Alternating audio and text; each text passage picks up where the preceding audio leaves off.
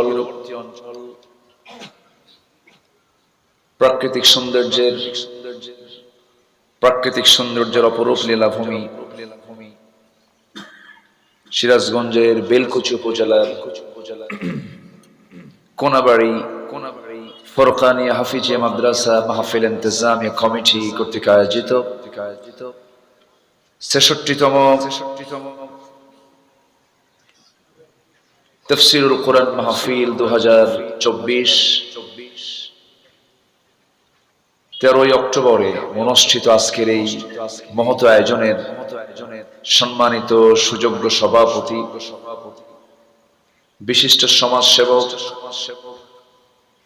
অত্র প্রতিষ্ঠানের সম্মানিত সভাপতি জনাব শাহ আলম সরকার মুহুরী সাহেব, প্রধান অতিথি জনাব আব্দুল আলিম সরকার, আজকের মাহফিলের বরেণ্য অতিথিবৃন্দ, বিশেষ করে মঞ্চ উপবিষ্ট আছেন ইসলামী আন্দোলনের অন্যতম সিপাহসালার বেলকুচি উপজেলা পরিষদের সফল সাবেক চেয়ারম্যান মহোদয়, আমার শ্রদ্ধাভাজন মুহতারামে মুকাররমি অধ্যক্ষ আলী আলম সাহেব, মঞ্চ উপবিষ্ট আছেন অত্র বেলকুচি উপজেলা পরিষদের সাবেক ভাইস চেয়ারম্যান, ইসলামী আন্দোলনের অকুতোভয় সৈনিক, আমার অত্যন্ত কাছের আমার প্রিয় সোহেল ভাই আছেন, আমাদের আরেকজন প্রিয় ভাই সাবেক চেয়ারম্যান মহোদয় জনাব শামীম ভাই সহ উপস্থিত হাজারাত উলামায়ে কেরাম, ফুদালায়ে ইজাম, বিশেষ করে আমার পূর্বে কথা বলেছেন মাওলানা সাইফুদ্দিন বিন মুআজ্জম সাহেব সহ উপস্থিত আজকের মাহফিলের প্রধান আকর্ষণ, সামনে যারা বসে আছেন আমার প্রাণ প্রিয় সম্মানিত দ্বীনি ভাইরা, আড়ালে বসে আছেন শ্রদ্ধেয়া সম্মানিতা সর্বগুণে গুণান্বিতা মা বোনেরা। আলোচনার সূচনায় আনুষ্ঠানিকতার মধ্য দিয়ে আমার পক্ষ থেকে আবারও দিল খোলা সালাম, আসসালামু আলাইকুম ওয়া রাহমাতুল্লাহি তাআলা ওয়া বারাকাতুহু। সবাই কেমন আছেন?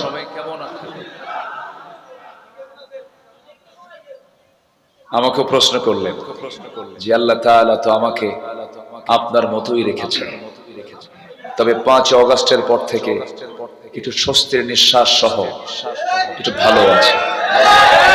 বলি আলহামদুলিল্লাহ। অসম্ভবকে সম্ভব করতে পারেন এমন যোগ্যতা কার হতে পারে? বলেন কার হতে পারে? কেবল সরকার তারা সেটআপ দিয়েছে, সবে তারা তাদের পছন্দ মতো প্রহসনের নির্বাচন সম্পূর্ণ করে তারা ক্ষমতার মসনদে বসেছে, ভাবতেই পারে নাই এমনটা কিছু হবে। এটা একমাত্র করতে পারেন তিনি কে বলুন তো? আসতে পারেন তিনি কে বলুন তো? সেই মহান রবের শানে বলছি আলহামদুলিল্লাহ। চিৎকার মেরে বলছি আল্লাহুম্মা ইন্নী আসআলুকা আল হুদা ওয়াত তুকা ওয়াল আফাফা ওয়াল গিনা। সবাই একযোগে বলি আল্লাহুম্মা আইন্নি আলা যিকরিকা ওয়া শুকরিকা ওয়া হুসনি ইবাদাতিকা। আমরা আল্লাহ তাআলা শুকর আদায় করে নিলাম। আমার পূর্বে যিনি কথা বলেছেন বয়োবৃদ্ধ এখন হয়ে গেছেন, আমি তাকে এক সময় আরো খুব মজবুত দেখেছি, কিন্তু উনি কথা বলার মাঝেই তিনি বলে ফেললেন, আমি যেন আমার সেই তারুণ্যকে আবার ফিরে পেয়েছি 5 অগস্টের পর থেকে। আলহামদুলিল্লাহ। মানুষের মনোবল হচ্ছে সবচেয়ে বড় বল। ওনার বক্তৃতার আমি খুব ভক্ত। সাহিত্য দিয়ে সাহিত্যের রস সমৃদ্ধ কথা খুব কম লোকের মুখ থেকেই পাওয়া যায়। মনে হচ্ছিল যে উনি আরো একটু কথা বললে আমার একটা স্বাদ আসতো, আরো তৃপ্তি হতো, আরো মজা লাগতো। রাত বেশি হয়ে গেছে। মাহফিল, প্রতিষ্ঠান কেন্দ্রিক মাহফিল, কিছু কালেকশনের দরকার হয়। সব মিলে উঠতে যেহেতু দেরি হলো, শেষ হতে যদি একটু দেরি হয় কষ্ট হবে না তো? সবাই আমাকে সময় দিতে রাজি আছেন? জোরে বলি ইনশাআল্লাহ। সম্মানিত উপস্থিতি, আমি আমার অভ্যাস অনুযায়ী আলোচনার সূচনায় কোরআনে কারীমের গুরুত্বপূর্ণ একটি সূরা সূরাতুল আহজাব থেকে 45, 46, 47, 48 এই 4টি আয়াতে কারীমা আমি তেলাওয়াত করেছি। এই আয়াতগুলোকে সামনে রেখে সংক্ষিপ্তসারে, সংক্ষিপ্তভাবে কিছু কথা আমি বলতে চাচ্ছি। আল্লাহ পাক যেন আমাকে সেই কথাগুলো আমার মুখ থেকে বের করে দেন, যেই কথাগুলো এই মুহূর্তে মুসলিম উম্মার জন্য খুবই জরুরি। আল্লাহ কবুল করুন। জোরে বলি আল্লাহুম্মা আমিন। সম্মানিত হাজিরিন, সম্মানিত ভাই সব, আমরা যে কিতাবের আসরে বসেছি, যে গ্রন্থের আসরে আমরা বসে আছি, এর চাইতে মজবুত কোন কিতাব, এর চাইতে শক্তিশালী কোন কিতাব, পাওয়ারফুল কোন কিতাব এই পৃথিবীতে দ্বিতীয়টা কি আছে? আসতে বলবেন না আছে? কেন পাওয়ারফুল বললাম? কোরআন শুধু গতানুগতিক ভাবে শুধু ধর্মীয় গ্রন্থ নয়, এটি একটি আইনের কিতাব, আইন এবং প্রশাসনের এক চলন্ত বিশ্বকোষ। বলি আলহামদুলিল্লাহ। সম্মানিত উপস্থিতি, এই কিতাবটা এমন একটা কিতাব, আপনার প্রশ্ন জমা করে সব প্রশ্ন আপনি কোরআনকে করুন, আপনার প্রশ্ন ফুরিয়ে যাবে, কোরআন তার জবাব দেবে, তার কোনো ক্লান্তি আসবে না। জোরে বলে সুবহানাল্লাহ। আমার প্রশ্ন ফুরে যাবে, জবাব ফুরাবে না। কিয়ামত পর্যন্ত আল্লাহ তাআলা এই কিতাবকে আমার আপনার জন্য এমন ব্যালেন্স করেছেন, যার কোনো সংযোজন হবে না, সংকোচন হবে না, কোনো সংশোধনীর প্রয়োজন হবে না। সেই লা শাক্কা ফীহি লা রাইবা ফীহি এমন একটি চ্যালেঞ্জপূর্ণ কিতাব থেকে আমি 4টা আয়াত আমি তেলাওয়াত করেছি, যা সম্পূর্ণ রাসূল কেন্দ্রিক, আমার নবী কেন্দ্রিক। এই আয়াতগুলো আল্লাহ পাক রাসূলকে উপহার দিয়েছেন এবং শুরু করেছেন ইয়া আইয়ুহান নবী দিয়ে। সম্মানিত ভাইয়েরা, এবং একবচন শব্দ প্রয়োগ করে শুধু রাসূল কি কথাগুলো বলা হচ্ছে। আসুন ধীরে ধীরে আয়াতের দিকে যাচ্ছি। এই পৃথিবীতে যত মানুষ এসেছে এবং আসবে, এর মধ্যে সবার সেরা, সর্বশ্রেষ্ঠ মানুষ তিনি আমার নবী মুহাম্মদুর রাসূলুল্লাহ। মুহাম্মদুর রাসূলুল্লাহ সেই নবী বেঁচেছেন খুবই অল্প সময়, 63 বছর 9 ঘন্টা দুনিয়া থেকে বিদায় নিয়েছেন। তার গোটা জীবনটা ছিল বিফল না মহাসফল? বলেন, বিফল না মহাসফল? এই সফলতার পেছনে মূল যে কারণ ছিল, মূল কারণটা কি বলুন তো? আসতে বলবেন না, মূল কারণটা কি? সেই কিতাব তো এখন আর ওই কিতাব নাই নাকি? ওই কিতাবই আছে, আমাদের সামনেই আছে। আমরা যেটা নিয়ে বসে আছি এই কিতাব সেই কিতাব, যে কিতাব দিয়ে রাসূল হয়েছেন মহা সফল। কিন্তু দুঃখজনক হলো সত্য, আমার দেশের কিছু মুসলিম, আমার দেশের কিছু হাজি, আমার দেশের কিছু নামাজি, আমার দেশের কিছু দানবীর, আমার দেশের কিছু ইসলাম দরদি ব্যক্তি, তারা কোরআনকে মানতে চান শুধু ধর্মীয় কিতাব হিসাবে, কিন্তু কোরআন যে রাষ্ট্র চালাতে পারে, কোরআন দিয়ে যে সংসদ ভবন চলতে পারে, কোরআন দিয়ে যে সচিবালয় চলতে পারে, এটা তারা মানতে চান না। আছে না নাই? আসতে বলবেন না, আছে না নাই? ঠিক তেমনি ভাবে আমার রাসূলকে তারা ধর্মীয় নেতা হিসেবে মানতে চান, নবীজির সুন্নাত দাড়ি রাখতে চান, নবীজির সুন্নাহ মাথার টুপি রাখতে চান, লম্বা কাপড় পরতে রাজি আছেন। এরপরে দুপুর পরে কাইলুলাকে তারা মানেন, ফলো করেন, মিষ্টি খাওয়ার সুন্নত মানেন, মেসওয়াক করার সুন্নত মানেন। কিন্তু রাসূল যে সফল একজন রাষ্ট্রনেতা, তিনি যে রাষ্ট্রের প্রধান দায়িত্ব পালন করেছেন, আমার রাসূল যে একজন বিচারপতি, তিনি যে একজন সফল বিচারক ছিলেন, রাসূলকে রাষ্ট্রনায়ক হিসাবে মানতে চান না। এরকম কিছু মহল, এমন কিছু মুসলিম নামধারী কিছু মানুষ আমার দেশে আছে না নাই? আসতে বলবেন না, আছে না নাই? রাসূলকে এক জায়গায় মানলাম, কোরআনকে এক জায়গায় মানলাম, আরেক জায়গায় মানলাম না। আমি আমার ভাষায় বলছি না, কোরআনের ভাষায় বলছি, তারাই হচ্ছে ভণ্ড, তারাই হচ্ছে প্রথা। ঠিক কি না? তারাই ভণ্ড, তারাই ভণ্ড। তাহলে এই শ্রেণীর লোক তো আমার দেশে মনে হয় নাই। আসতে বলবেন না, আছে না নাই?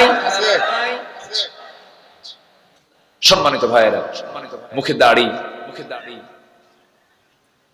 মাথার চুলটাও সাদা, দাড়িটাও সাদা, এত সুন্দর সুরত, এত সুন্দর চেহারা, দেখে মনে হয় জিব্রাইল আকাশ থেকে নেমেছে।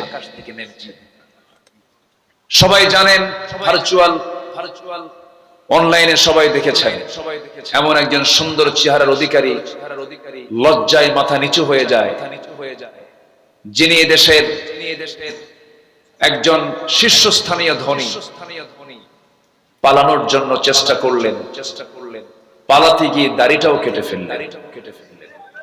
জানেন কিনা? জানেন কিনা? এই সমস্ত ব্যক্তিরাই আমাদেরকে 16 বছর ধরে বলেছে আমরা নাকি ধর্মের ব্যবসা করি। আমাদেরকে ধর্ম ব্যবসায়ী বলেছে, ধর্মের নামে রাজনীতি, এটাকে তারা গালি হিসেবে প্রয়োগ করেছে। আমাদেরকে সন্ত্রাসী বলেছে, আমাদেরকে জঙ্গি বলেছে। ধর্মের ব্যবসায়ী আমরা নই, ধর্মের ব্যবসায়ী তারাই চ্যাম্পিয়ন যারা সুবিধা অনুযায়ী দাড়ি রাখে, আবার সুবিধা বুঝে দাড়ি কাটে। ঠিক কিনা? দাড়ি কাটে, দাড়ি কেটেও তো রেহাই হলো না। দুই বন্ধু একসঙ্গে এমন নৌকায় চড়ছে, সেই নৌকার ভিড়ে না, কুলে আর ভিড়তেছে না, ধরে ফেলেছে কোস্ট গার্ড। বলা হলো চলেন, আইনমন্ত্রী তাকে ধরে ফেলেছে। আইনমন্ত্রী আর একা যেতে রাজি নন। আইনমন্ত্রী বলছে, আমার একা নিয়ে যাবো কেন? ওই যে দরবে বসে আছে। কে বসে আছে? কিন্তু মুখে কি নাই? কিসের জন্য? বাঁচার জন্য, সুন্নাত আদায় করার জন্য নয়।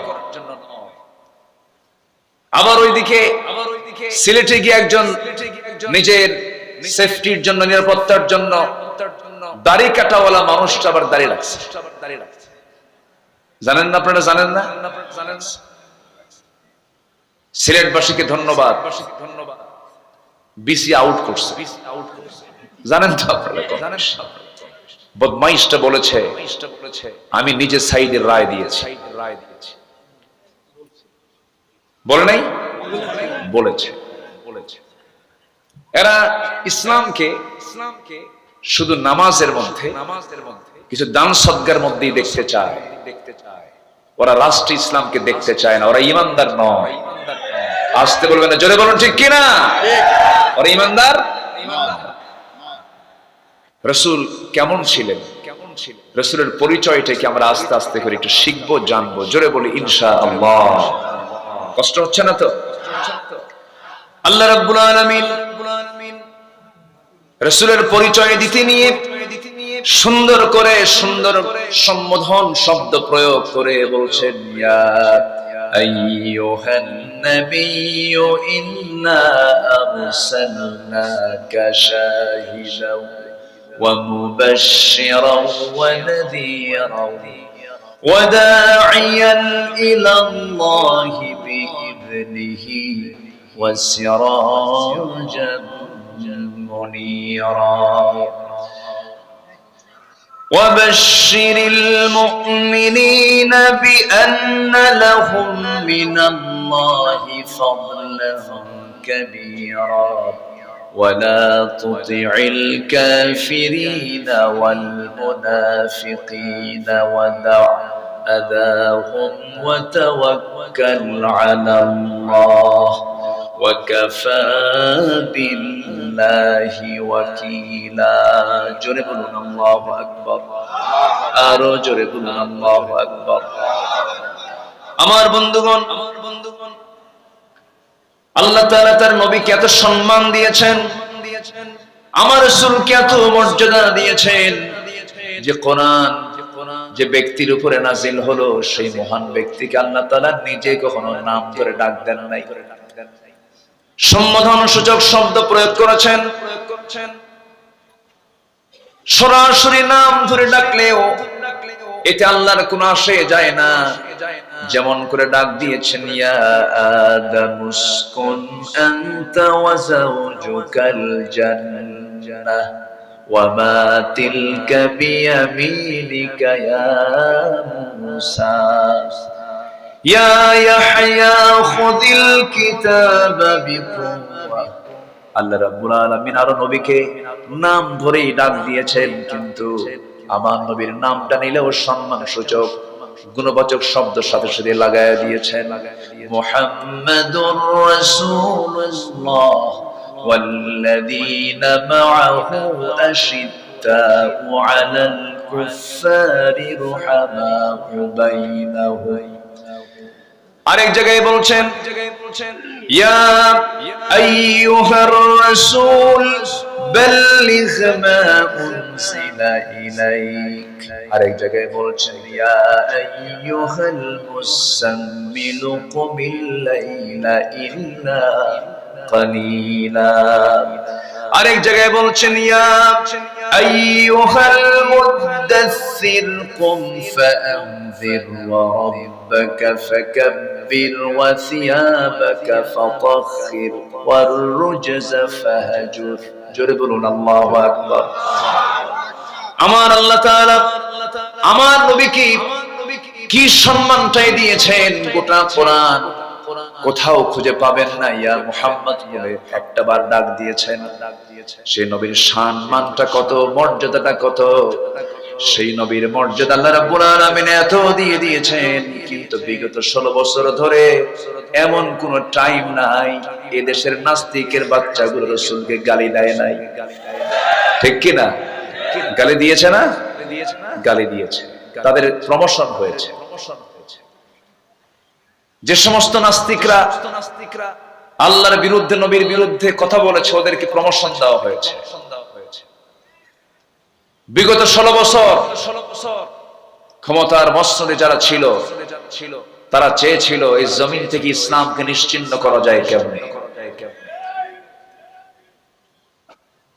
ইসলামী আন্দোলনের প্রথম সারির নেতৃবৃন্দকে তারা অন্যায়ভাবে গ্রেফতার করে, অমানবিক ভাবে জেলে পুরে, জুলুম করে, নির্যাতন করে, বিভিন্ন ভাবে ফাঁসিতে ঝুলিয়ে, বিষ প্রয়োগ করে হসপিটালে নিয়ে শহীদ করে দেওয়া হয়েছে।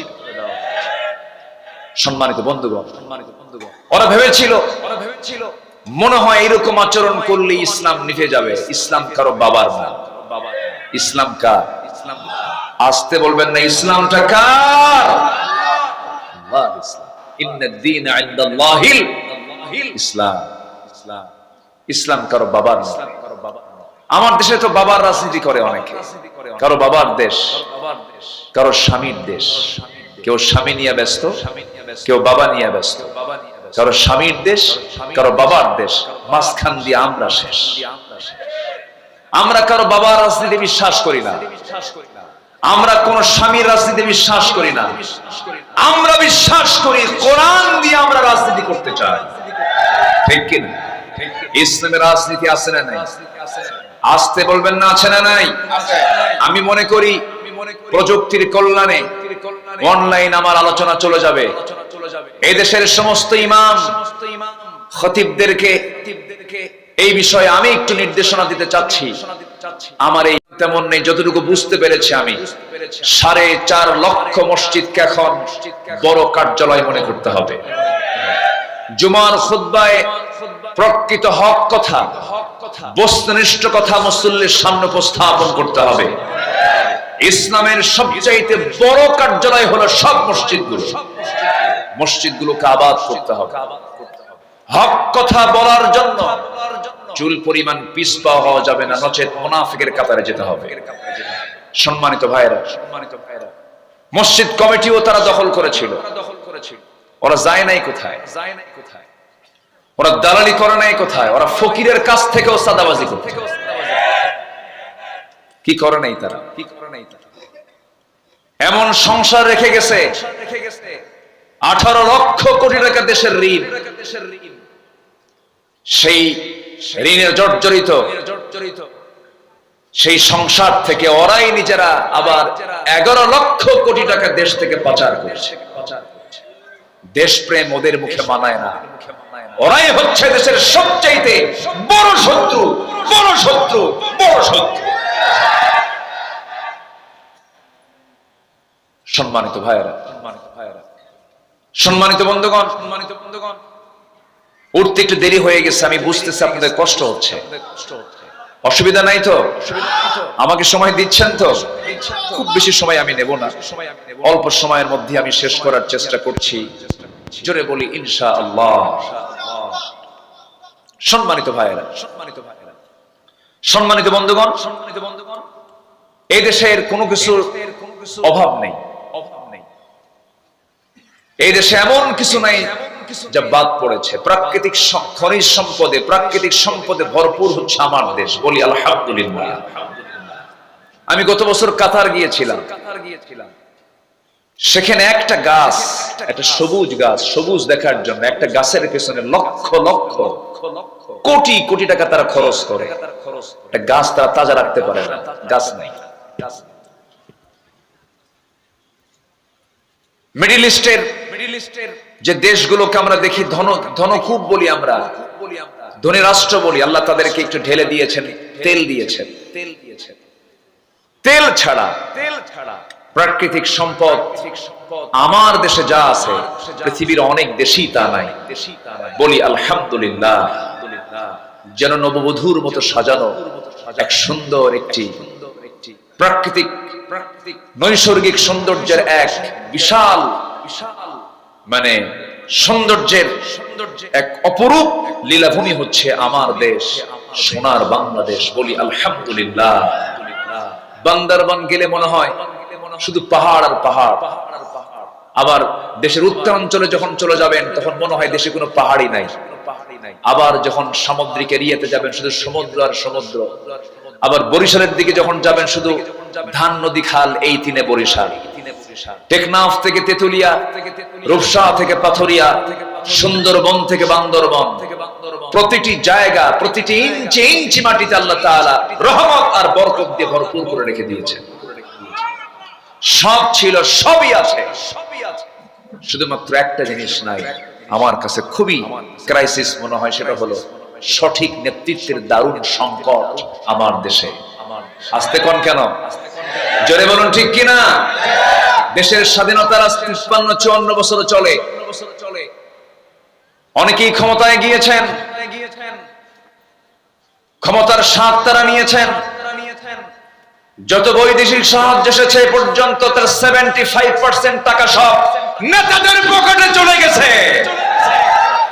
জনগণ মাহরুম হয়েছে, জনগণ পায়নি। কিন্তু এই দেশে এমন কিছু দলও আছে যারা এই দেশে তাদের বাবার, তাদের স্বামীর কোন আদর্শকে তারা প্রতিষ্ঠা করতে চায় না। তারা চায় আমার নবীজির আদর্শ প্রতিষ্ঠা করতে, তারা চায় আল্লাহর আইন প্রতিষ্ঠা করতে। এমন একটা মহল, এমন একটা টিম, এমন একটা গোষ্ঠী আমার দেশে আছে না? আসতে বলবেন না, আছে না নাই? আমি লক্ষ্য করছি দু একজন করে লোক উঠতেছেন। আমি কি শেষ করে দেব? ওঠেন কেন? মাহফিল এটা ট্র্যাডিশনালি অন্য জনসভার মতো জনসভা নয়, এটি একটি ইবাদতের জায়গা। বলি আলহামদুলিল্লাহ। এটি কিসের জায়গা বলেন তো? ইবাদতের জায়গা। আপনি যদি বিনা কারণে উঠে যান আর ফেরেশতা যদি এটাকে মার্কিং করে এবং শৃঙ্খলা ভঙ্গের আওতায় যদি নিয়ে আসে, আর যদি মামলা হয়, জামিন হবে না। কিন্তু আসতে ঠিক কোন কেন? আরো জোরে বলেন। তাহলে মামলা খাবেন? তাহলে একটু বসেন, একটু বসেন। কোরআন তো, কোরআন নিয়ে আমরা বসেছি। বলি আলহামদুলিল্লাহ। সম্মানিত ভাইয়েরা, এখন প্রশ্ন হলো, এই দেশে আবার ইসলামী দল একটা দুইটা না, মোটামুটি 51টা। কয়টা বলেন তো? 51টা। অনেক দল, এক ব্যক্তি এক দল, এরকম আছে। আছে না নাই? সাইনবোর্ড আছে, ব্যানার আছে, কিন্তু লোক নেই। এরকম দলও আছে না নাই? এর মধ্যে কোন দলটা উত্তম, কোন ইসলামী দলটা উত্তম, এমন প্রশ্ন সবার ভিতরে কিন্তু উকি মারে, মাঝে মাঝে উকি মারতেই পারে। আমি এটার জবাব একটু দিয়ে দিচ্ছি। কোন এক মনীষী বলেছেন, বাতিল শক্তির বন্দুকের নল যে ইসলামী দলের দিকে তাক করানো থাকে, সেটাই হচ্ছে প্রকৃত হক ইসলামী দল। কথা ক্লিয়ার? আস্তে কয়, কথা ক্লিয়ার? বুঝতে কি আর বাকি আছে? কোন অসুবিধা আছে? বিগত 16 বছর অনেক টুপিওয়ালা, দাড়িওয়ালা, বুখারীর উস্তাদ, অনেক বড় বড় মাদ্রাসার মুহতামিম, অনেক বড় বড় ইসলামী দলের নেতা, বিগত 16 বছর তারা সরকারের সর্বোচ্চ সুযোগ সুবিধা গ্রহণ করেছেন এবং গণজাগরণ মঞ্চে গিয়ে এমন একটা আলেম বলেছেন যে আমি আমার জীবনের শ্রেষ্ঠ কাজ করতে পেরেছি আজকের গণজাগরণ মঞ্চে আসতে পেরে। সম্মানিত বন্ধুগণ, ওয়াল কাযিমিনাল গায়জ ওয়াল আফিনা আনিন নাস, আমরা ক্রোধকে সংবরণ করা বুঝি, তওবা করুন, নচেত জাতি আপনাদেরকে ক্ষমা করবে না। ঠিক কি না?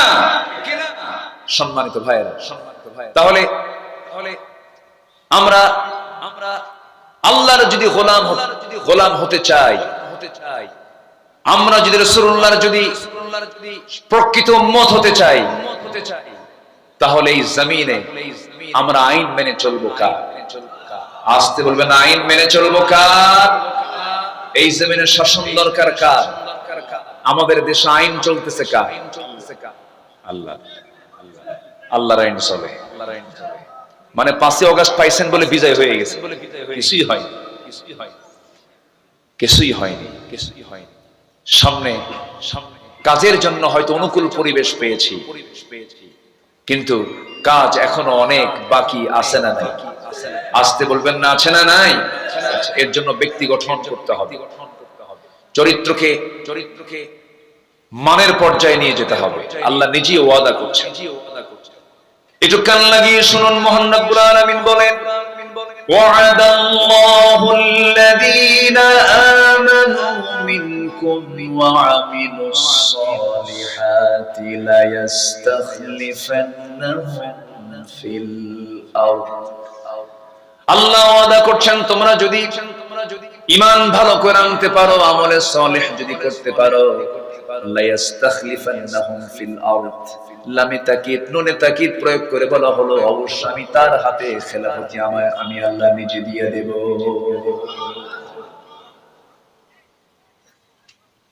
আমার বন্ধুগণ, ওই বিষয়টা যখন আমার মাথায় আসে, দুঃখে বুকটা ফেটে যায়। 18 কোটি মানুষ আমার দেশে, একটা প্রশ্ন করব, আমার দেশে নামাজি বেশি না মুসলমান বেশি? প্রশ্ন কিন্তু খুব ক্রিটিক্যাল। এই যে আঙ্কেল মুরব্বী বললে তো বিপদ, এখন তো যে কোনো কথা এবার ভাইরাল হয়ে যায়। জি একটু বসেন, একটু বসুন। আমার দেশে নামাজি বেশি না মুসলমান বেশি? হ্যাঁ বলেন তো কি হওয়া দরকার? কি হওয়া দরকার? দুটোই হওয়া দরকার, নামাজি মুসলমান হওয়া দরকার। কিন্তু এখন প্রশ্ন করছি হলো, আমার দেশে নামাজি নাই কিন্তু কি আছে? মুসলমান আছে, বিড়ি খায় আর সার আড্ডা দেয়। আমি যে মুসলিম, আমি যে দায়িত্বশীল, আমার যে দায়িত্ব আছে, আমার যে কর্ম আছে, আল্লাহ পাক আমাকে যে দায়িত্ব দিয়েছেন, এই বোধ শক্তিটুকুও নাই। মাত্র 5% মুসলমান আমার দেশে নামাজ পড়ে। একটা আদর্শ গ্রামের বৈশিষ্ট্য কি? সেই গ্রামের মসজিদ জোহর আসর মাগরিবে যত মুসল্লি হবে, তার চাইতে বেশি মুসল্লি হবে হলো ফজর এবং এশার নামাজে। সেই গ্রামকে আমরা গড়তে পেরেছি, আসতে বলে গড়তে পেরেছি। ফজরের সময় মোটে 3 জন মুসল্লি, একটি ইমাম, আরেকজন মুয়াজ্জিন, আরেকজন খাদেম। চাকরি না থাকলে ওটাও থাকতো। কিন্তু মসজিদ এখন কাঁচা না পাকা? মসজিদ এখন কাঁচা না পাকা? পাকা মসজিদ। ইমানটা কাঁচা। আর আমার রাসূলের মসজিদ ছিল কি? কাঁচা। ইমানটা ছিল। আমার রাসূলের মসজিদে কোনো মাইক ছিল, কিন্তু বেলাল আযান দিয়েছেন আরশ আজিম ছুঁয়ে গেছে। জোরে কেন আল্লাহু আকবার। আমার বন্ধুগণ, এই জন্য সমস্ত চরিত্রকে বাদ দিতে হবে, সব আদর্শকে বাদ দিতে হবে। ন্যাশনালিজম, ক্যাপিটালিজম, সোশিয়ালিজম, কমিউনিজম, জাতীয়তাবাদ, ধর্মনিরপেক্ষ মতবাদ, পুঁজিবাদ, 70 থেকে 80টি মানবরচিত মতবাদ আছে। সব মতবাদের মুখে থুতু মেরে ওটাকে প্রত্যাখ্যান করে একটি আদর্শ লালন করতে হবে, একটি বিধানকে মানতে হবে, এক আদর্শের দিকে আসতে হবে। সূরা আহজাবের 21 নম্বর আয়াতে আল্লাহ রাব্বুল আলামিন বলেন, লাকাদ কানা লাকুম ফি রাসূলিল্লাহি উসওয়াতুন হাসানাহ লিমান কানা ইয়ারজুল্লাহা ওয়াল ইয়াওমাল আখির ওয়া যাকারাল্লাহা কাসীরা। জোরে বলুন আল্লাহু আকবার। তোমাদের জন্য উত্তম আদর্শের বাস্তব নমুনা অন্য কেউ নন, শুধুমাত্র আমি তোমাদের জন্য একজনকে বাছাই করে দিয়েছি, তিনি হচ্ছেন মুহাম্মদ সাল্লাল্লাহু আলাইহি ওয়াসাল্লাম। আমার নবীজি তার জীবনটা যে আল্লাহ তা সুন্দর করে সাজিয়ে দিয়েছেন আমার আপনার জন্য। তার জীবন থেকে আমাদের মোটামুটি অনুকরণীয় 15টা আদর্শ যদি আমরা লালন করতে পারি, ফলো করতে পারি, তার জান্নাতে যেতে কোনো বেগ পেতে হবে না। কোরআনকে সামনে রেখে আমি 15টা পয়েন্টের উপর একটা একটা করে বলবো। আমাকে সময় দিচ্ছেন তো নাকি? কিন্তু কিছু কিছু লোক কিন্তু চলেই যাচ্ছেন আমারে থুইয়া। হ্যাঁ কি দোয়া করে দেব? উঠতেছে আসেন তো, যে উঠতে নেবে তারা ধরবেন, চলবে।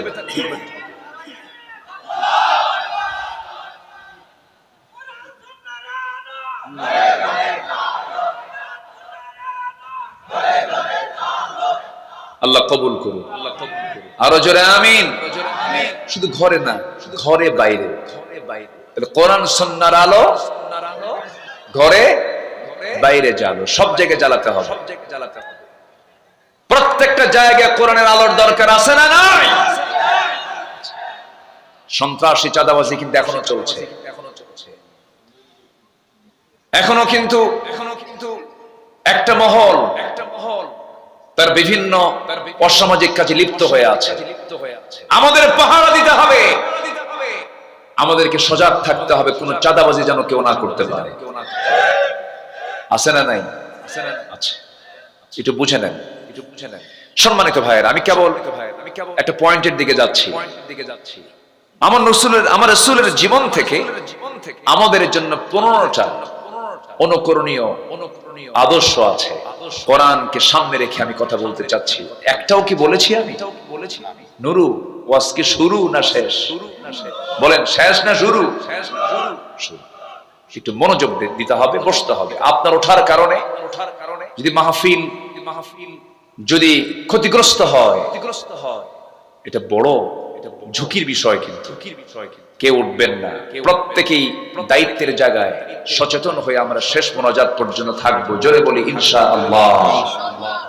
টাইম সিলেকশনে একটু মানে এলোমেলো হয়ে গেছে, একটু আগে আসতে পারলে ভালো হতো। কিন্তু বলেছি মাদ্রাসার মাহফিল, একটু ধৈর্য ধরি আমরা। জোরে বলি ইনশাআল্লাহ। আমার রাসূলের অনুকরণে 1 নম্বর আদর্শ হলো ইয়া আইয়ুহান নাবিয়্যু ইন্না আরসালনাকা শাহিদান ওয়া বাশশিরান ওয়া নাযীরান ওয়া দাঈয়ান ইলাল্লাহ। রাসূল দাওয়াত দিয়েছেন কার পথে? আসতে বলবেন না, কার পথে? আরো জোরে, কার পথে? আমরাও দাওয়াত দেব কার পথে? এদেশে দাওয়াত কিন্তু সবাই দেয়, সব দলই দেয়, দেয় না? এদেশে বিএনপি আছে, এদেশে বিএনপির সাথে আরো দল আছে, আরেকটা দলের নাম নেবই না মুখে, তারা তো নাই। নাম নেব আর কেন? তারা কি আছে? ওরা বলে আমরা রাজাকার।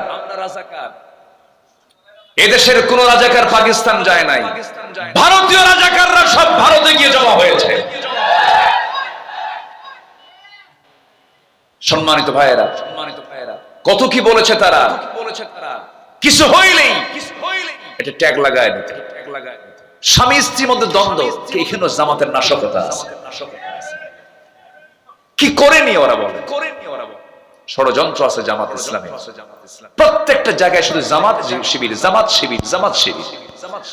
বাস নাম নিতে নিতে আল্লাহ তাআলা এমন একটা পর্যায়ে, এমন একটি লেভেলে এই দলকে নিয়ে এসেছে, এদেশের মানুষ এখন সত্যকে বোঝা শুরু করেছে। ঠিক কি না বলে? সম্মানিত ভাইয়েরা, সম্মানিত বন্ধুগণ, আলেমরা নাকি পালায়। কোথায়? আলেমরা তো পালায় নাই। আলেমরা ছিল, আছে, থাকবে তারা যদি কোরআনের আদর্শ নিয়ে তারা যদি চলে। ঠিক কিনা বলে? আলেমরা পালায়, আস্তে আলেমরা পালায়। 2009 সাল আমার জীবনের প্রথম হজের সফর। সেই বছরে আল্লামা সাইদ রাহিমাহুল্লাহ জীবনের শেষ হজের সফর। উনি রয়্যাল গেস্ট হয়ে হজে গেলেন। ওনার বড় ছেলে, মেজর ছেলে শামীম বিন সাইদি হাফিজাহুল্লাহ, একসঙ্গে আমরা মিনায় ছিলাম।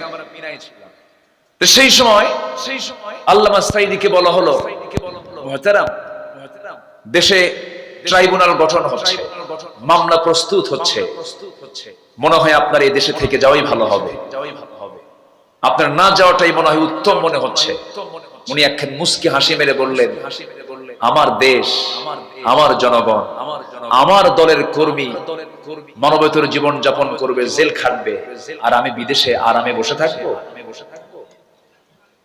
এই কথা বলি মুস্কি একখান হাসি মেরে, না, সাইদির চরিত্র এমন হওয়া উচিত নয়, আমি দেশের মাটিতেই চলে যাব। উনি এসেছেন, জেলে ঢুকেছেন, তার শেষ বক্তব্য ছিল কান্না না হাসি। তিনি কথা বলেননি, কিন্তু তার শেষ ভাষা ছিল কি? বলেন, শেষ ভাষা ছিল কি? তিনি কি অসন্তুষ্ট ছিলেন জেলখানায় থেকে? চোর অসন্তুষ্ট হয়, ডাকাত অসন্তুষ্ট হয়, সন্ত্রাসী অসন্তুষ্ট হয়, আল্লাহর যারা পছন্দের গোলাম, জেলখানা তাদের প্রিয় জায়গা। আল্লাহু আকবার। সম্মানিত ভাইয়েরা, সর্বশেষ 14 আগস্টে 13 আগস্ট কাশিমপুর জেলখানা থেকে তাকে ধরে এনে বলবো চিকিৎসার নাম করে তাকে হসপিটালে রেখে, না তার নিজ পরিবার পরিজনের সঙ্গে সাক্ষাতের কোন সুযোগ না দিয়ে, সম্পূর্ণ ষড়যন্ত্র করে একটা সুস্থ মানুষকে, নীরব মানুষকে পয়জনিং করে হত্যা করা হয়েছে, ঠিক কিনা? হত্যা করা হয়েছে। তাফসীর মাহফিলের এই প্ল্যাটফর্ম থেকে আমি সুস্পষ্ট ভাষায় জানিয়ে দিতে চাই, যেই মেডিকেল টিম তার চিকিৎসার দায়িত্ব গ্রহণ করেছিল, অবিলম্বে তাদেরকে গ্রেফতার করে চূড়ান্ত শাস্তি দেওয়া হোক। এ মতের পক্ষে রাজি আছেন কারা কারা? হাত উঁচু করে দেখান মুসলমান।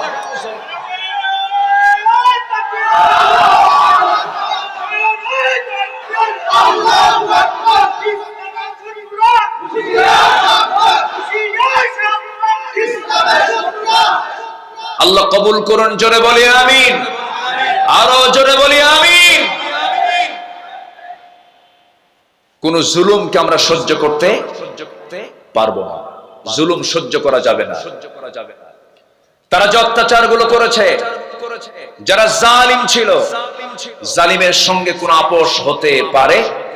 ওয়ালা তুতি'ল কাফিরিনা ওয়াল মুনাফিকিনা ওয়াদা আযাহুম ওয়া তাওয়াক্কাল আলাল্লাহ ওয়া কাফা বিল্লাহি ওয়াকিলা। আল্লাহু আকবার। আমরা কাফেরের আনুগত্য করব না, মুনাফিকের আনুগত্য করব না। আমাদের বন্ধু কাফের নয়, আমাদের বন্ধু রাশিয়া নয়, আমেরিকা নয়, আমাদের বন্ধু ভারত নয়, আমাদের বন্ধু কে? তাদেরকে যারা বন্ধু বানিয়েছে, মামুর বাড়ি দিল্লি গিয়ে পৌঁছে, ঠিক কিনা বলো? আল্লামা সাইদি যে আল্লাহ ওয়ালা ছিলেন, আমার কাছে মনে হয় এটা 100%। আপনার কাছে কি মনে হয় তা আমি জানি না। উনি আজ থেকে 20-25 বছর আগে বলেছিলেন, দেশে এমন একটি সময় আসবে যে সময় পালানোর জন্য একটি ইঁদুরের গর্ত তারা খুঁজে পাবে না। কলার পাতায়। কোথায় শুয়েছিল? কলার পাতায়। সম্মানিত ভাইয়েরা, এর মানে আবার বুঝবেন না যে উনি গায়েব জানতেন না। ফালহামাহা ফুজুরাহা ওয়া তাকওয়াহা। সম্মানিত ভাইয়েরা, আল্লাহ তাআলা যারা পছন্দের গোলাম, তাদের মুখ থেকে কিছু কথা বের করে দেন, যেটা গায়েব জানার জন্য নয়। তারা গায়েব জানেন না, কিন্তু তাদের মুখ থেকে যে কথাটাই বের হয় সেটাই বাস্তব হয়ে যায়। আল্লাহু আকবার বলেন। সম্মানিত ভাইয়েরা, তাহলে 1 নম্বর হব আমরা দাঈ। আমরা দাওয়াত দেব কার পথে? আসতে বলবেন না, কার পথে? এখন দাওয়াত দেওয়ার জন্য প্রতিকূল পরিবেশ না অনুকূল পরিবেশ? মাহফিল করতে কি পারমিশন নিছে? জান নাই থানায়? থানায় যান নাই? থানার লোকই আসছে, থানার লোকই ঘুরে এখন এনায়েতপুর। হ্যাঁ, ঠিক আছে তো, বুঝাই দিলাম তো। এই দেশে একটা থানায় গোটা দেশের সব থানাকে জানান দিয়েছে সই হওয়া। সেটা কোথায়? তাহলে বেলকুচি এনায়েতপুরে আছে তো নাকি? আছে, আছে, আছে। বলি আলহামদুলিল্লাহ, জোরে বলি আলহামদুলিল্লাহ। সম্মানিত ভাইয়েরা, সম্মানিত বন্ধুগণ, এখন অনুকূল পরিবেশ পেয়েছে। 1 নম্বর কাজ রাসূলুল্লাহর কাজ, নবীর কাজ, দাওয়াত। বলেন তো কি? বলেন তো কি? এটা কি দুর্বল করে দেব না মজবুত করে দেব? যা কি পাবো সেখানে দাওয়াতি কাজ, এটা হচ্ছে 1 নম্বর কাজ আমার। আল্লাহ রাব্বুল আলামিন রাসূলকে বলছেন, উদউ ইলা সাবিলি রাব্বিকা বিল হিকমাতি ওয়াল মাউইযাতিল হাসানাহ ওয়াজাদিলহুম বিল্লাতী হিয়া আহসান ইন্না রাব্বাকা হুয়া আ'লামু বিমান ضل عن سبيله وهو أعلم بالمهتدين সূরা নাহাল 125 ভার্স নাম্বার 125 নম্বর আয়াত। শুধু রাসূলকে লক্ষ্য করে বলা হচ্ছে, রাসূল আপনি দাওয়াত দিন প্রজ্ঞার সাথে, প্রজ্ঞা নিয়ে আপনি দাওয়াত দিন, মানুষকে উত্তম নসিহত করুন। এটা আমাদের 1 নম্বর কাজ হবে। রাসূলের 1 নম্বর কাজ এটাই ছিল। আমরা এই কাজটা করব। জোরে বলি ইনশাআল্লাহ, আরো জোরে বলি ইনশাআল্লাহ। আমরা 15টা আদর্শ শিখে যাব। কয়টা আদর্শ বলেন? এর মধ্যে হলো কয় নাম্বার? আসতে বলবেন না, কয় নাম্বার? হাতের কড়াগুলো গুনবেন। 15টা আদর্শ আজকে শুনে শুনে যাবেন। অনেক লম্বা লম্বা কথা ছিল, একটু শর্ট করে বলছে, রাত তো গভীর হয়ে গেছে, কষ্ট হচ্ছে আপনাদের। নাম্বার টু হলো আমার নবীর মধ্যে ভীরুতা ছিল না সাহসিকতা ছিল? বলেন, তিনি কি ভীরু ছিলেন না সাহসী ছিলেন? চরম সাহসী মানুষ ছিলেন। চুল পরিমাণ তার মধ্যে দিলে কখনো ভয় বাসা বাঁধে নাই। আমার নবীর জীবনে কত পরীক্ষা এসেছে, প্রত্যেকটা পরীক্ষায় তিনি ফেল না পাস। আসতে বলুন না, ফেল না পাস। জেল খেটেছেন, এমন জেল যে জেল পৃথিবীর কোন মানুষ কোনোদিন খাটে নাই। এমন জেল ছিল আমার নবীজি। সিরাজগঞ্জের কারাগারে যান, গাজীপুর কারাগারে যান, ফ্যান পাবেন, লাইট পাবেন, বিড়িও পাবেন। কি পাবেন? বিড়িও পাবেন। হাইরে বিড়ি খায়, ওরে বাপরে বাপ। গেছিলাম একবার, তো এই পরিমাণ বিড়ি চলে ভিতরে, কল্পনাতীত। আমি যখন প্রথম ঢুকি, এক মুরব্বীর বয়স প্রায় ৮৬ বছর, আমার দেখে লম্বা একখান সালাম দেখে, হুজুর খুব খুশি হয়েছে আপনি ভিতরে আসছেন।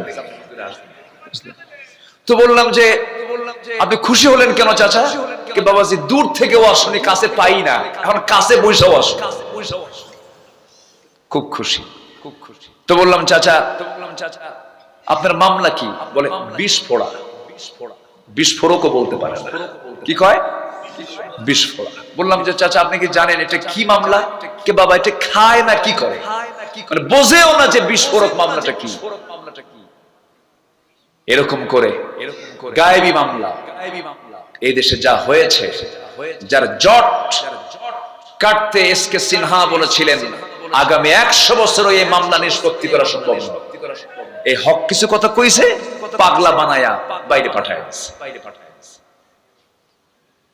সম্মানিত ভাইয়েরা, ক্ষমতাকে পাকাপোক্ত করার জন্য আয়না ঘর বানিয়েছে।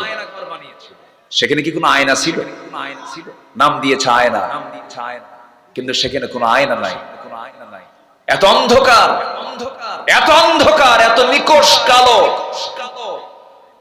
মীর কাসেম আলী রাহিমাহুল্লাহর ছেলে ব্যারিস্টার আরমান, সরাসরি আমি তার সঙ্গে কথা বলেছি।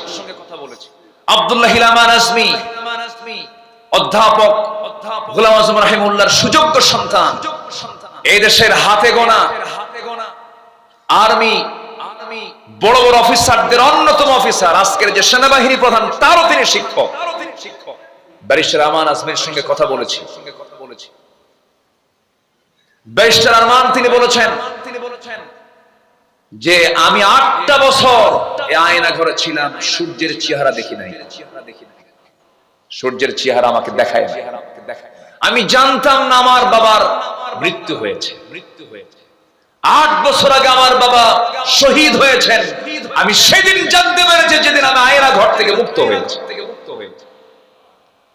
এটার নাম কি স্বাধীনতা? আস্তে কয়, এটার নাম কি স্বাধীনতা?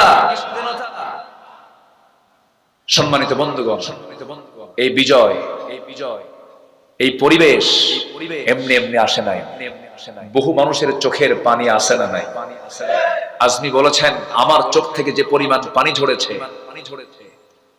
একটা গামছা বের করে বলতেছে, এই গামছা, আমার এই চোখ থেকে এত পরিমাণে এই গামছায় পানি, চোখের পানি জমা হয়েছে, একটা পুকুর হয়ে যেত, একটা পুকুর হয়ে যাবে, এত পরিমাণ চোখের পানি আমার চোখ থেকে পড়েছে। সম্মানিত ভাইয়েরা, এই চোখের পানিগুলো আল্লাহ বৃথা দেননি। এই চোখের পানির মূল্য দিয়েছেন কে? আস্তে দিয়েছেন কে? আমাদের কাজে লাগাতে হবে সময়গুলো। ১ নম্বর কি কাজ করে বলেন তো? বলেন ১ নম্বর কি বলেন? দাওয়াত, দাওয়াতি কাজ করে। আমার বন্ধুগণ, নবীজির জেলখানা আরো ভয়ঙ্কর ছিল। আমরা জেল খেটেছি, সেখানে খাবার ছিল, সেখানে লাইট ছিল, সেখানে নামাজের ব্যবস্থাও ছিল, সেখানে ছাদ ছিল। কিন্তু আমার নবীজির এমন একটা জেল ছিল, কোনো ছাদ নাই। আমার নবীজির জেলখানা তো ভয়ঙ্কর ছিল, কোনো খাবার নাই। খোলা আকাশের নিচে বয়কট করে রেখেছে। শিব আবু তালিবে দীর্ঘ ৩.৫ বছর সময় তাদের কেটেছিল। আমার নবীজির সাহাবীরা খাবার না পায়া পায়খানাগুলো এত কোষ্ঠকাঠিন্য হয়ে, এত শক্ত হয়ে গেছে যে পায়খানাগুলো ছাগলের পায়খানার মতো কটকটে হয়ে গেছে। খাবার না পেয়ে বাবলা গাছের কাঁটা যুক্ত ছাল টেনে যখন মুখে নিয়েছেন, কাটার সঙ্গে ঠোঁট বেজে গিয়ে ঠোঁট থেকে রক্ত ঝরা শুরু হয়ে গেছে, খাওয়ার হয় নাই। মাঝে মাঝে ওই পাথরের উপরে বছরে 2-1 বার করে বৃষ্টি নাযিল হতো, সেই বৃষ্টির পানিতে পড়া কিছু দুর্বা ঘাস জন্মত, সেই ঘাসগুলো চাবায়া চাবায়া সাহাবায়ে কেরাম ক্ষুধা নিবারণ করেছেন। এত কষ্ট স্বীকার করেছেন তারা, 3.5 বছর জেল খেটেছেন। আমার নবীজির কলিজার টুকরা মেয়ে ফাতিমা বিনতে মুহাম্মদ সাল্লাল্লাহু আলাইহি ওয়াসাল্লাম, ফাতিমা রাদিয়াল্লাহু তাআলা আনহা খুব অল্প বয়সে দুনিয়া থেকে বিদায় নিয়েছেন। কেন এত অল্প বয়সে তিনি ইন্তেকাল করলেন? কেন? আমার নবীর ইন্তেকালের মাত্র 6 মাসের মাথায় তিনিও দুনিয়া থেকে বিদায় নিয়েছেন। মূল কারণ ওই যে 3.5 বছর খাবার পান নাই, খাবার না পায়া প্রচুর পরিমাণ তিনি আতর লাগাতেন। 2টা জিনিস হাদিয়া নিয়ে যখন নবীর কাছে আসতো, রাসূল মানা করতেন না, আতর দিলে আতর নিয়ে নিতেন, বালিশ দিলে বালিশটা নিয়ে নিতেন। এটার ক্ষেত্রে তার কোনো না ছিল না। আমার নবীজি যে রাস্তা দিয়ে যেতেন সে রাস্তা গোটাটাই সুগন্ধে ভরপুর হয়ে যেত। নবীজি মাথায় এত পরিমাণ তেল দিতেন, তেলগুলো চিপে চুয়ে চুয়ে পড়তো। এমন ব্যক্তিত্ব সম্পূর্ণ মানুষকে তারা বলল পাগল। ইন্নাকা লামাজনুন। রাসূলকে পাগল বলা হলো একমাত্র কারণ তিনি দাওয়াত দিয়েছেন কার পথে? আসতে বলবেন না, কার পথে? দাওয়াত দিতে গেলে কি গালি শুনতে হয় বলেন? পাগল। বিগত 16 বছর আমাদেরকে বলেছে জঙ্গি, আমাদেরকে বলেছে সন্ত্রাসী, নাশকতা সৃষ্টিকারী। এরকম করে বহু তোকমা আমাদের বিরুদ্ধে লাগানোর চেষ্টা করেছে, জনগণটা গিলে নাই। যে রাজাকার শব্দটা তারা ব্যান করেছিল, সে রাজাকার শব্দটা ব্র্যান্ড করে দিয়েছেন কে? আসতে বলবেন না, তিনি কে? আল্লাহ। দাওয়াতি কাজ করতে গেলে ভয় নিয়ে করব না, সাহস নিয়ে করব। নাম্বার 2 হলো সাহসিকতা ছিল আমার নবীজির চরম একটা গুণ। তিনি কখনো ভয় পান না, ইসবাত কঠিন সিদ্ধান্ত নিয়ে সামনে এগোতেন। আল্লাহ রাব্বুল আলামিন রাসূলকে অর্ডার করছেন ফাসদা বিমা তু'মার ওয়া আ'রিদ আনিল মুশরিকিন। সূরা হিজর 94 নম্বর আয়াত। হে রাসূল, আপনি প্রকাশ্যে শোনায়া দেন, কাউকে পরোয়া করবেন না। আল্লাহু আকবার বলেন। কাউকে পরোয়া করবেন না এবং দোয়া করেন। যারা পারেন সঙ্গে আমার সঙ্গে ঠোঁট মিলিয়ে বলুন, রব্বানা আফরিগ আলাইনা সাবরা ওয়া সাব্বিত আকদামানা ফানসুরনা আলাল কওমিল কাফিরিন। জোরে বলুন আল্লাহু আকবার। নাম্বার 3 হলো ধৈর্য ধারণ করা। ধৈর্যের পিরামিড ছিলেন তিনি। কি পরিমাণ ধৈর্য তার মধ্যে ছিল! আমার নবীজি সারাটা জীবন মক্কায় থাকলেন। নবুয়তের 13 বছর পার হলো, নবীর বিরুদ্ধে ফরমান জারি হলো, যেখানে পাও হত্যা করে ফেলো। আমার নবীজি একটু হতাশ হলেন না, একটু নিরাশ হলেন না। যখন আল্লাহর পক্ষ থেকে যখন চূড়ান্ত অর্ডার হয়ে গেল, ঘর থেকে বের হচ্ছেন, সম্পূর্ণ একাকী ঘর থেকে বের হচ্ছেন। সাইয়েদনা আলীকে ডাক দিয়ে বলছেন, আলী রে, আমার ঘরে থাকো, আমার বিছানায় থাকো, কাগজ কলম হাতে নাও। সকাল হওয়ার সঙ্গে সঙ্গে যখন আমার কাছে জমা করে থাকা কিছু সম্পদ যারা রেখে গেছে, এই সম্পদগুলো তাদের হাতে আমার পক্ষ থেকে সব দিয়ে দিবা।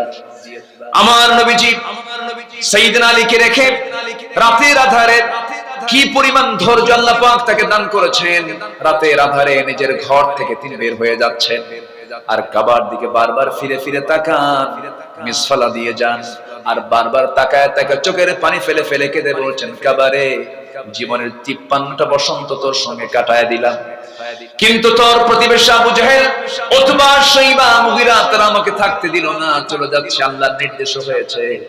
মক্কা ছাড়লেন, হিজরত করে চললেন কোথায়? আসতে বলবেন না, কোথায়? আরো জোরে বলেন, কোথায়? মদিনায় চলে গেলেন। আমার নবীজি, আল্লাহ রাব্বুল আলামিন তাকে বলছেন, ফাসবির কামা সাবারা উলুল আজমি মিনার রুসুল ওয়া লা তাস্তাজিল লাহুম।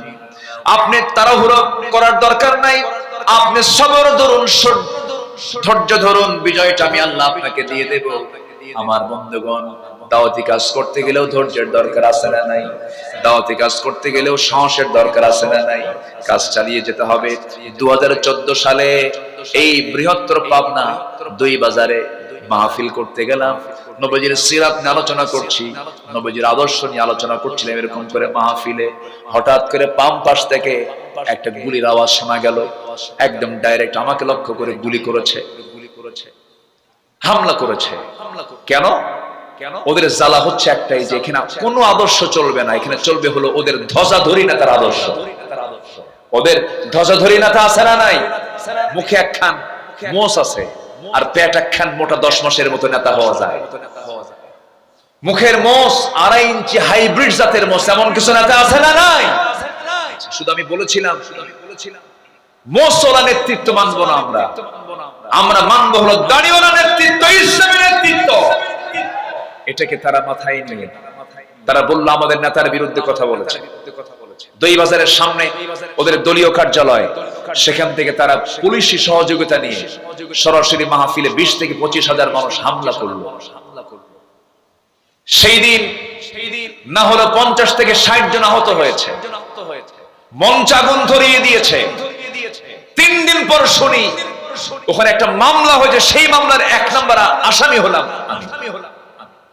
কি কথা কি বুঝতেছেন? কথা কি বোঝা যায়? সম্মানিত ভাইয়েরা, সম্মানিত বন্ধুগণ, হকের দাওয়াত দিতে গেলে এমন পরিস্থিতি মোকাবেলা করতে হবে, এটাও শিখিয়ে দিয়েছেন মুহাম্মদ সাল্লাল্লাহু। তাহলে সাহসিকতা, ধৈর্য, এই দুটোরই প্রয়োজন আছে আমি যখন দাওয়াতি কাজ করতে যাব। নাম্বার 4, এই পৃথিবীতে চরিত্র আদর্শ মানতে গেলে একজন কি মানতে হবে? তিনি হচ্ছেন মুহাম্মদুর রাসূলুল্লাহ। মুহাম্মদুর রাসূলুল্লাহ, রাসূলকে মানতে হবে, কারণ তার চারিত্রিক সনদ কে দিয়েছেন? আসতে বলবেন না, কে দিয়েছেন? আল্লাহ দিয়েছেন। তার চারিত্রিক সনদ পৃথিবীর কোন একাডেমি দেয়নি, সুইডিশ একাডেমি নোবেল দেয়, এরকম করে কোন একাডেমি, কোন ইনস্টিটিউট দেয়নি। আমার আল্লাহ তাআলা নিজে আমার নবীর চারিত্রিক সনদ নিজে দিয়েছেন। জোরে বলি আল্লাহু আকবার। আল্লাহ রাব্বুল আলামিন বলেন, নূহ পরিবারের খুব তিনি যত্নবান ছিলেন। আমার বন্ধুগণ, পরিবারকে সময় দেওয়ার দরকার আছে না নাই? বলেন আছে। নিজে নামাজ পড়লাম, পরিবারকে নামাজের ব্যাপারে খেয়াল রাখলাম না, সন্তানদের নামাজের ব্যাপারে তাকিদ করলাম না, তা হবে না। বরং যেমন কিছু স্বামী আছে নিজে নামাজ পড়ে বউটাকে বেপরদায় রাখে, এমন স্বামী তো বেলকুচিতে মনে হয় নাই। আসতে বলবেন না, আছে না নাই? বউকে হুন্ডায় তুলে ঘুরে বেড়ায়, আছে? বেলকুচিতে আছে? বেলকুচিতে আছে।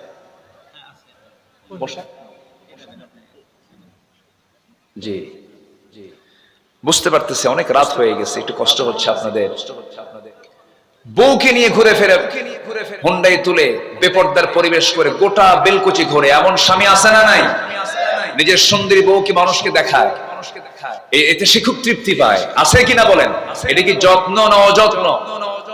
যত্ন না অবহেলা? অবহেলা।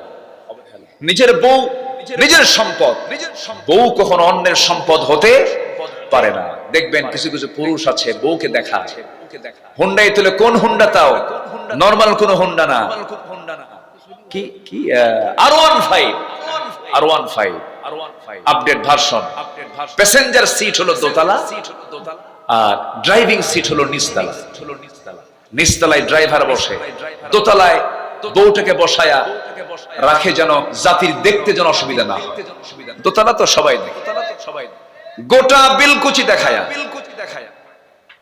বিকেল বেলা নদীর পারে গিয়ে লাল শাড়ি পরায়া, ঠোঁটটাকে লাল বানায়া আঁকায়া, কপালে একখান টিপ বসায়া, চুলটা ছেড়ে দিয়ে অর্ধলগ্ন অবস্থায় তার ছবি তোলে 16 Pro Max আইফোন দিয়া, যেন ছবি ওর মধ্যেও যেন জীবন্ত জীবন্ত ভাব আসে।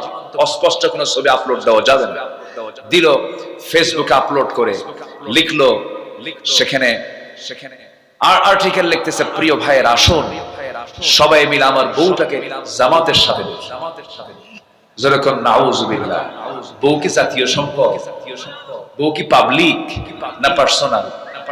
আচ্ছা বলেন, বউ কি পাবলিক না প্রাইভেট? ওই দেখেন ফেসবুকের ভাষায় কথা বলে।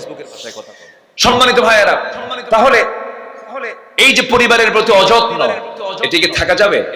রাসূল তা শিখিয়েছেন। আমার নবীজি একদিন হাঁটতেছেন, অপ্রয়োজনীয় একটা আওয়াজ ফাতিমার কণ্ঠ থেকে নবীর কানে চলে আসে।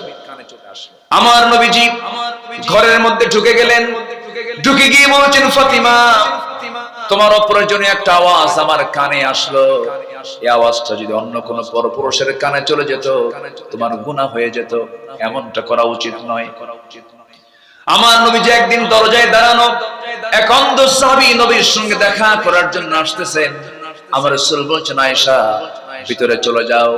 আমার এক সাহাবী আমার সাথে সাক্ষাৎ করার জন্য আসে, হুজুর সে তো অন্ধ মানুষ। রাসূল বলছেন, আয়েশা, সে অন্ধ হতে পারে, তুমিও কি অন্ধ নাকি? ভিতরে চলে যাও। কি যত্নশীল তারা ছিলেন, কি যত্নবান আমার রাসূল ছিলেন। পরিবারের প্রতি সর্বক্ষণ তিনি নজরদারি রাখতেন, খেয়াল করতেন, সন্তানদেরকে নসিহত করতেন। কারণ কু আনফুসাকুম ওয়া আহলিকুম নারা, নিজে বাঁচো, তোমার পরিবারকে জাহান্নামের আগুন থেকে বাঁচাও। এই ক্ষেত্রে অনেকে দায়িত্বশীল আছেন, লক্ষ্য করা যায় দায়িত্ব পালন করতে করতে এত মহাব্যস্ত, নিজের পরিবারের দিকে খেয়াল করার সময় পান না। এরকমও কিন্তু আছে। এই মিসিংটা হয়ে যায়, এটা হওয়া যাবে না। আমার নবীজি স্ত্রীদের হক আদায় করেছেন 16 আনা। একটা স্ত্রী তার ছিল না, তার আল্লাহ তাআলা একাধিক স্ত্রী তাকে দিয়েছিলেন। আল্লাহ তাকে অর্ডার দিয়েছেন বিয়ে করার জন্য। তিনি যে একাধিক স্ত্রী বিয়ে করেছেন, অর্ডার দিয়েছেন কে? এই ক্ষেত্রে রাসূলের কোনো ভুল ধরা কি যাবে নাকি? আমার দেশের নাস্তিকরা না বুঝে না জেনে রাসূলকে এরকম করে গালিও দিয়েছে। এতগুলো বউ কেন? জেনাকার মুহাম্মদ, যরকন নাউযুবিল্লাহ। আমার নবী আম্মা জানা আয়েশাকে বিয়ে করেছেন, লক্ষ লক্ষ হাদিস তিনি মুখস্থ করেছেন, আর রাসূলের কাছ থেকে হাদিসগুলো নিয়েছেন। আমার ভাইয়েরা, এরপরে বাকি যে স্ত্রীগুলো ছিল সব আল্লাহর অর্ডারে তিনি বিয়ে করেছেন। আমার নবীজি স্ত্রীদের হক আদায় করেছেন, সবার সঙ্গে মিষ্টি মুখে কথা বলেছেন। আম্মা জান আয়েশা বলেন, আমি রাসূলুল্লাহকে কোনদিন দেখি নাই মন মরা হয়ে কথা বলতে। আমি আয়েশা সহজে রাসূলকে আগে সালাম দিতে পারতাম না, রাসূল আগে আমাকে সালাম দিতেন। ঘরের মধ্যে ঢুকতেন, আমাকে কোনো কাজের অর্ডার দিতেন না। আমার নবীজি নিজের জুতা নিজে হাতে নিতেন, নিজের কাপড় নিজে ধুয়ে দিতেন, নিজের সেলাই নিজে করতেন, নিজের ঘর নিজে ঝাড়ু দিতেন। আমার রাসূল কোনো কারো খেদমতকে তিনি পছন্দ করতেন না, নিজের কাজ নিজেই সম্পূর্ণ করতেন। আমার বন্ধুগণ, আম্মা জান আয়েশা এমনকি বলেছেন, আমার যখন শরীরটা খারাপ লাগতো, আমার হাত পা পর্যন্ত টিপে দিয়েছেন মুহাম্মদ সাল্লাল্লাহু আলাইহি ওয়াসাল্লাম। আমি গ্লাস ভরে আমার নবীর সামনে দুধ ভর্তি গ্লাস নিয়ে চলে যেতাম, হুজুর আপনি দুধটা পান করুন। রাসূল মুস্কি হাসি মেরে বলতেন, আয়েশা তুমি আগে পান করো, তুমি আগে খাও। আমি সারা জীবন চেষ্টা করেছি রাসূলকে কখনো আগে খাওয়াতে পারি নাই। আমার নবীজি আম্মা জান আয়েশা বলেন, মাঝে মাঝে আমি গোশত নিয়ে, উটের গোশত, ছাগলের গোশত নিয়ে যখন নবীর কাছে যেতাম, আমার নবীজি বলতেন, আয়েশা তুমি আগে খাওয়া শুরু করো। আমি গোশত খেতাম, হাড়গুলো চুষে চুষে রাখতাম। আমার নবীজি আমার মুখ থেকে রেখে দেওয়া হাড়টা যে দিক দিয়ে চোষণ মারতাম, নবীজি সেই দিক দিয়ে চোষণ মারতেন। কি যত্ন পরিবারের নিয়েছেন তিনি, কি হক তিনি আদায় করেছেন। অনেক রাত হয়েছে দাওয়াতি কাজ করে যখন ঘরের মধ্যে ঢুকতেন, আম্মা জান আয়েশা বলেন আমাকে ডাক দিতেন না, আস্তে আস্তে করে দরজা খুলতেন। দরজা খুলে ভিতরে ঢুকে কোনো খাবার থাকতো না, কোনো কৈফিয়ত ছিল না, কোনো প্রকার রাগারাগি ছিল না। সামান্য কিছু পানি পান করে সারাদিন রোজার নিয়ত রোজা রেখে দিতেন। জোরে বলেন সুবহানাল্লাহ। আমার ভাইয়েরা, আমার বন্ধুগণ, 4 স্ত্রী একদিন আমার নবীর সামনে বসা। 4 স্ত্রী বলে ফেলতেছেন, হুজুর আপনি সত্যি করে বলুন তো, আমাদের মধ্যে গন্ডগোল লাগছে, আপনি আমাদের 4 জনের মধ্যে কাকে সবচেয়ে বেশি ভালোবাসেন? আমার রাসূল বলছেন, ও আমার স্ত্রীরা, এই জবাবটা আমি এখন দেব না, কালকে সকালবেলা দেব, যাও। পাঠায় দিলেন। সন্ধ্যা হতে না হতেই আমার নবীজি 2টা করে খেজুর তিনি ভাগ করলেন, 8টা খেজুর হাতের মধ্যে নিলেন। 2টা খেজুর প্রথমে আম্মা জান আয়েশার ঘরে গিয়ে ডাক দিয়ে বলছে, আরে আয়েশা আমি তোমাকে দারুণ ভালোবাসি, আই লাভ ইউ, আহিব্বুক, আমি তোমাকে দারুণ ভালোবাসি। বউকে আই লাভ ইউ বলা জায়েজ না না জায়েজ? নিজের বউ না পরের বউ? এটা যেন মনে থাকে। বসেন। আমার নবীজি বললেন, 2টা খেজুর দিয়ে গেলাম এবং জানিয়ে দিলাম, আমার আয়েশা আমি তোমাকে দারুণ ভালোবাসি, তবে তোমাকে যে মোহাব্বত করি এই কথাটা যেন কাউকে না জানানো হয়। 2টা খেজুর দিয়ে গেছে, এই তথ্য যেন গোপন থাকে। 2য় স্ত্রী ঘরে গিয়ে কি কথা বললেন, 3য় স্ত্রী ঘরে গিয়ে কি কথা বললেন, 4র্থ স্ত্রী ঘরে গিয়ে 2টা খেজুর দিয়ে বললেন, এই 2টা খেজুর যে তোমাকে দিয়ে গেলাম এই কথা যেন কেউ না জানে। পরের দিন সকালবেলা বুক ভরা আশা নিয়ে 4 স্ত্রী নবীর সামনে এসে বলছে, ইয়া রাসূলুল্লাহ আপনি জানাতে চেয়েছেন আজকে সকালবেলা আপনি আমাদের চারজনের মধ্যে কাকে সবচেয়ে বেশি ভালোবাসেন। আমার নবীজি মজা করে মুস্কি মুস্কি হাসি মেরে বলছেন, আমি যাকে রাত্রেবেলা গোপনে 2টা খেজুর দিয়ে আসছি আমি তাকেই সবচেয়ে বেশি ভালোবাসি। জোরে বলে সুবহানাল্লাহ। আমার নবীজি পরিবারকে সময় দিয়েছেন। ওয়াসআল বাইত আমসিক আলাইকা লিসানাক ওয়ালিয়াসআকা বাইতাক ওয়াবিকি আলা খাতিআতিক মান নাজাহ ইয়া রাসূলুল্লাহ।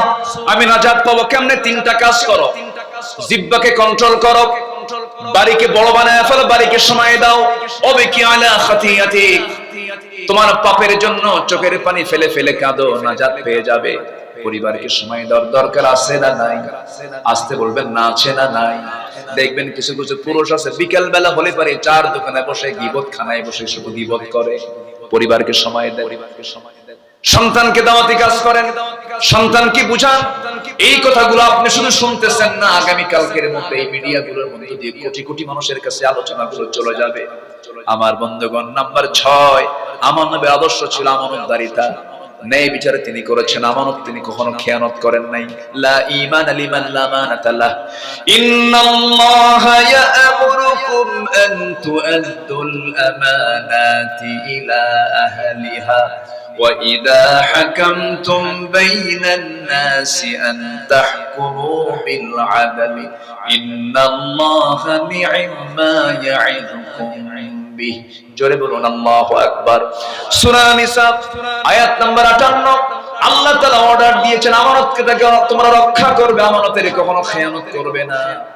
আমানত নাই যার, ঈমান নাই তার, ওয়াদা ঠিক নাই যার, ঈমান নাই তার, বলেছেন মুহাম্মদ সাল্লাল্লাহু আলাইহি ওয়াসাল্লাম। আমানতটাকে ঠিক রাখার চেষ্টা করব আমরা, জোরে বলি ইনশাআল্লাহ। বনের সম্পত্তি মেরে খাওয়া ভাই বেলকুচি নাই আছে? বলবো না বিপদে পড়বেন? বলবো বলবো বিপদে পড়বেন না তো? বিপদে পড়লেও তো কিছু করা যাবে।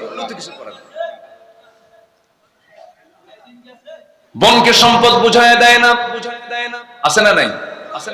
বরঞ্চ বনের সঙ্গে অভিনয় করে, বেলকুচির সবচেয়ে ভালো মানের মিষ্টি কিনে নিয়ে আসে, ফলমূল কিনে নিয়ে এসে বোনকে দাওয়াত দিয়া জন্মের মতো খাওয়ায়া পাশে বসায় গল্প করতে করতে বলে, বোন আমি তোমার ভাই, তুমি আমার বোন, বাপ তো মারা গেছে, একটা কথা বলি কি, অংশ নিলে কিন্তু ধ্বংস হয়। দেখছেন কি ওয়াজটা দিল? মানে এটা কি মানে কোরআন থেকে ওয়াজ না শয়তান থেকে ওয়াজ? শয়তান থেকে ওয়াজ, ফাঁকিবাজি। কোরআন থেকে। এগুলো আমানত নষ্ট করা হয়ে যাচ্ছে। এই সমস্ত কাজগুলো করা যাবে না, কারণ লিযযাকারি মিসলু হাযযিল উনসাইন। কারণ আল্লাহ তাআলা সিলেকশন দিয়েছেন, আল্লাহ তাআলা মিরাস উত্তরাধিকারের সম্পদগুলো বন্টনের জন্য সম্পূর্ণ ডিসকাস করে বলে দিয়েছেন সূরা নিসা পূর্বে, এবং বলেছেন শেষে ওয়াতিলকা হুদুদুল্লাহ। এই অংশ বন্টন মানতে গিয়ে তোমরা সাবধান থাকবে, এগুলো কিন্তু আল্লাহর সীমা। ওয়া ইয়াসিল্লাহ ওয়া রাসূলাহ, যারা এই সীমাকে লঙ্ঘন করবে তারা ইদখিলহু নারান, তারা জাহান্নামে চিরকাল স্থায়ীভাবে বসবাস করবে। নাউযুবিল্লাহ। আমার বন্ধুগণ, আমানতদারিতা রক্ষা করতে হবে। ন্যায় বিচার, আমার নবীজির বিচার ব্যবস্থা এমন ছিল, স্বাধীন ছিল, কোন ব্যক্তি দেখে বিচার রাসূল কখনো করেন নাই। ডাকাতের বিচার করেছেন, ডাকাতের মশানে বিচার করেছেন। এক লোক খুন করেছে, ডাকাতি করেছে, অপহরণ করে উটগুলো নিয়ে চলে গেছে, এবং রাখালকে হত্যা করে সব উটগুলো যখন অপহরণ করে নিয়ে যায়, নবীর কাছে রিপোর্ট চলে এলো। রাসূল বললেন ওকে যেখানেই পাও সেখানেই ধরে আনা হলো। রাসূল বললেন ওর হাত পা বাঁধো, যেমন করে রাখালকে মেরেছে তেমন করে ওকে মেরে ফেলো। হাত কেটে ফেলা হলো, পা কেটে ফেলা হলো। পানির যন্ত্রণায় ছটফট করতে করতে, তৃষ্ণায় ছটফট করতে করতে মরুর বালুগুলো চাটতেছিল। সাহাবায়ে কেরামদের মধ্যে দয়া হলো। সাহাবায়ে কেরাম বললেন, ইয়া রাসূলুল্লাহি, ইয়া হাবিবাল্লাহি, আপনি যদি আমাদেরকে পারমিশন দিতেন, সে পানির জন্য ছটফট করছে, একটু পানি দেওয়া যায় নাকি? সে তো খুব কষ্ট পাচ্ছে। রাসূল বললেন, ও যখন আমার রাখালকে যখন মেরেছিল সে কি পানি দিয়েছিল কি? না, পানি দেয় নাই। এক চুল পরিমাণ পানি দিবা না, বালু চাটতে চাটতে ও মরু। আল্লাহু আকবার বলেন। আমার নবীজির বিচার কত কঠোর ছিল। সারা জীবন ওয়াজ শুনেছে। রাসূল ছিলেন দয়ার সাগর। কিন্তু রাসূল দয়ার সাগর, যেখানে দয়ার সাগর হওয়া দরকার সেখানে দয়ার সাগর ছিলেন, যেখানে কঠোর হওয়া দরকার সেখানে কঠোর ছিলেন। আল্লাহু আকবার। এক ফাতিমা নামে মহিলা চুরি করে ধরা পড়েছে, উচ্চ বংশীয় সেই সমাজের। নবীর কাছে রিপোর্ট আসলে রাসূল বললেন কোন কথা নাই, হাত কাট। ওয়াসসারিকাতু ওয়াসসারিকু ওয়াসসারিকাতু ফাকতাউ আইদিয়াহুমা, কোন কথা নাই, চোর চুরনি হাত কাটো। হাত কাটার অর্ডার হয়ে গেছে। ওমরে ফারুককে ম্যানেজ করে ওই বংশের লোকেরা বলছে, ওমর তোমার কথা রাসূল বুঝে শুনবেন, তুমি একটু যাও তো দেখো তো সুপারিশ করা যায় কিনা। আমার রাসূল সামনে বসা, ওমরে ফারুক সামনে গিয়ে বলছেন, ইয়া রাসূলুল্লাহ দেখুন তো একটু কিছু করা যায় নাকি। সম্ভ্রান্ত পরিবারের মেয়ে চুরি করে ধরা পড়েছে, হাত কাটলে তো মান সম্মান চলে যায়। আমার নবীর চেহারা রক্তিম হয়ে গেল, লাল লাল বর্ণ হয়ে গেল, চক্ষু লাল হয়ে গেছে। রাসূল বলছেন, ওমর তোমার দারাজ কণ্ঠ গেল কোথায়? আজকে যদি ওই ফাতিমা না হয়ে, ওই উচ্চ বংশীয়ার কথা তুমি বলছো, ওই ফাতিমা না হয়ে যদি আমার ফাতিমা বিনতে মুহাম্মদ যদি চুরি করে ধরা পড়তো, আমি রাসূল নিজ হাতে সবার চোখের সামনে আমি নিজে হাত কেটে দিতাম। আল্লাহু আকবার বলেন। ন্যায় বিচার। নাম্বার 7 হলো এতিম, নিকটাত্মীয়, প্রতিবেশীর সাথে সদাচরণ। দেখবেন সমাজে কিছু লোক আছে নিজের ভাইয়ের সঙ্গে সম্পর্ক নেই, ধর্ম ভাই বানায়। নিজের বাবার সঙ্গে সম্পর্ক নেই, ধর্ম বাপ বানায়। আছে নাকি? বিলকুল এগুলো আছে। এগুলো ভুয়া। এগুলো কি বলেন তো? ভুয়া। নিজের বাবার সমতুল্য কেউ হবে না, নিজের ভাইয়ের সমতুল্য কেউ হবে না, নিজের চাচার সমতুল্য কেউ হবে না, নিজের ফুফুর সমতুল্য কেউ হবে না, নিজের খালার সমতুল্য কেউ হবে না। নিজের ফুফুর সঙ্গে দেখা করা জায়েজ, নিজের খালার সঙ্গে দেখা করা জায়েজ, কিন্তু ধর্ম খালা কি দেখা করা জায়েজ নাকি? ধর্মবোন বানাতে বানাতে শেষ পর্যন্ত ধর্মবোন নিজের বউ হয়। আসতে কয় ঠিক না? এগুলো ইসলামে জায়েজ নাই। বরঞ্চ আল্লাহ বলছেন, ওয়া'বুদুল্লাহা ওয়া লা তুশরিকু বিহি শাইআন ওয়া বিল ওয়ালিদাইনি ইহসানা ওয়া বিযিল কুরবা ওয়াল ইয়াতামা ওয়াল মাসাকিনি ওয়াল জারি বিল কুরবা। জোরে বলুন আল্লাহু আকবার। সূরাতুন নিসা আয়াত নাম্বার 36 আল্লাহ রাব্বুল আলামিন সমস্ত হক নিয়ে আল্লাহ তাআলা এই আয়াতের মধ্যে কথা বলেছেন। পিতার হক, মায়ের হক, ভাইয়ের হক, প্রতিবেশীর হক, মিসকিনদের হক, সব হক এই আয়াতে আছে না নাই বলেন? আছে। নাম্বার 8 হলো আল্লাহর বিধানের প্রতি শর্তহীন আনুগত্য করতে হবে। এটা আমার নবীর একটা গুরুত্বপূর্ণ চরিত্র ছিল, আদর্শ ছিল। ওয়া মা কানা লিমুমিনিন ولا مؤمنة إذا قضى الله ورسوله أمرا أن يكون لهم الخيرة من أمرهم ومن يعص الله ورسوله فقد ضل ضلالا بعيدا ضلالا مبينا. جرب الله أكبر. সূরা আহজাব 36 নম্বর আয়াত আল্লাহ রাব্বুল আলামিন বিধান মানার ক্ষেত্রে কোনো শর্ত আরোপ করা যাবে না। বিধান মানতে হবে একমাত্র কার? আসতে বলবেন না কার? আরো জোরে বলেন কার? নামাজের মধ্যে ইমাম যদি সূরা ফাতিহা না দিয়ে যদি কুল হু দিয়ে শুরু করে নামাজ পড়বেন নাকি? নামাজ পড়বেন নাকি? কি দিবেন? পিছন থেকে কি দিবেন? লোকমা দিয়ে বলবেন, হুজুর সোজা হও, আইন লঙ্ঘন করো কেন? শুধু একটা আয়াতের হেরফের করার কারণে যদি আপনি লোকমা দিয়ে ফেলেন, সেই লোকমা যদি ইমাম না মানে আপনি শেষে কি করবেন? ইবনে হাজার আসকালানী বলেছেন, ওই ইমামের পিছনে ও শৈরাচারের পিছনে যে মুসল্লি থাকবে তার দায়িত্ব হলো ঘাটটা ধরে ওই মটকা দিয়ে ইমামকে মসজিদ থেকে ঘাট ধাক্কা দিয়ে বের করে দেওয়া। ঠিক সমাজের যারা নেতাগুলো, যে নেতাগুলো আল্লাহর আইন ছাড়া অন্য কোন আইন দিয়ে সমাজ চালাতে চায়, তাদেরকে ঘাট ধাক্কা দিয়ে বের করে দেওয়া দরকার। বিধান চলবে কার? বিধান চলবে কার? নাম্বার 9, আল্লাহর জন্য দ্বীনের কাজে কঠিন পরিস্থিতি সবর ধরতে হবে। ফাসবির আলা মা ইয়াকুলুন ওয়াসাব্বিহ বিহামদি রাব্বিকা ক্বাবলা তুলুইশ শামসি ওয়া ক্বাবলা গুরুবিহা। জোরে বলুন আল্লাহু আকবার। নাম্বার 11 হলো ঈমানের পথে অবিচল থাকতে হবে। ভেঙ্গে পড়া যাবে না, দুমড়ে যাওয়া যাবে না, মুসরে যাওয়া যাবে না, থমকে দাঁড়ানো যাবে না। فاستقم كما أمرت ومن تاب معك ولا تطغوا إنه بما تعملون بصير. جرب الله أكبر. নাম্বার 11 হলো আল্লাহর প্রতি তাওয়াক্কুল থাকতে হবে, ভরসা থাকতে হবে। আল্লাহর ভরসা ছাড়া কোনো বিজয় আসবে না। আল্লাহ রাব্বুল আলামিন বলেছেন ওয়া তাওয়াক্কাল আলাল্লাহ ওয়া কাফা বিল্লাহি ওয়াকিলা। সূরা আহজাব আয়াত নাম্বার 48 শুরু করেছি আমি 44 থেকে 45 থেকে। তাওয়াক্কুল করতে হবে আল্লাহর উপরে। নাম্বার 12 হলো কাজে কর্মে একা সিদ্ধান্ত না, পরামর্শ করতে হবে। একা না পরামর্শ, বলেন একা না পরামর্শ। পরামর্শের নামে একটা সূরা আছে, সামনে যারা বসে আছেন একজন বলেন পরামর্শের সূরার নাম কি বলেন? মাশাআল্লাহ, তাহলে শ্রোতা তো অনেক অনেক সচেতন শ্রোতা আছে, বলি আলহামদুলিল্লাহ। সূরার নাম কি? সূরা, সূরাতুশ শুরা। তাহলে কোন কাজ করতে গেলে একা না পরামর্শ?